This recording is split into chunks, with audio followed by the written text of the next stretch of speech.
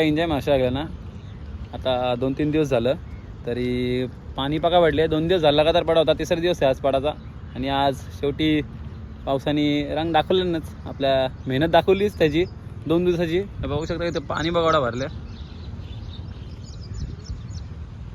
आता पाणी आज श्रावणचा पवित्र दिवस, श्रावणचं 2 दिवस लास्ट बाकी आहेत. त्यामध्ये पाण्याने दाखवलाच की मंदिर पवित्र करून टाकू, म्हणून पाणी भरलं सगळी इथं. आता त्यामध्ये पाणी भरले. आता पाणीला जागा नाही भेटली म्हणून त्यांनी जागा बनवली घराघराकडं जायची, ती गेलीच. तर बाकी त्यामध्ये बाकीचं भाषण द्यायला की प्रकृतीच्या छेडू नका, या नका करू, त्या नका करू. आता पाणी रस्ता नाही भेटला त्याची काही चुकी.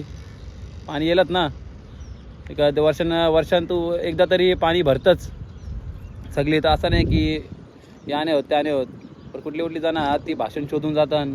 आता ज्यांच्या घरात पाणी घुसतं ना त्यालाच कळतं की किती काय होतं नुकसान, किती काय नाही होत.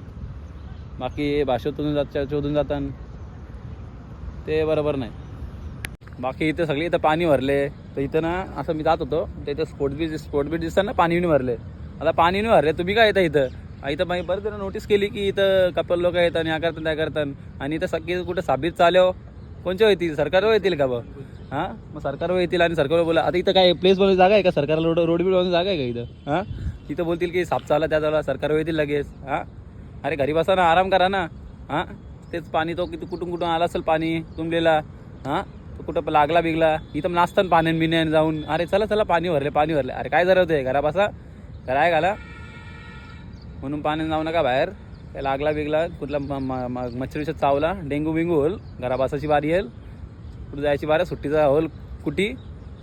प्रकृतीचं असं झाडं बिडं कापली ते सगळं बिल्डिंग झालं ते बरोबर आहे की ते असलच की पाणी भरले, बिल्डिंग झाडं बिडं कापली म्हणून पाणी भरला, ते बात वेगळी आहे त्याची.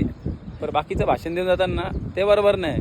म्हणून भाषण शोधू नका, काय असेल ते मदत करा आणि निघून जा. जय हिंद, जय महाराष्ट्र.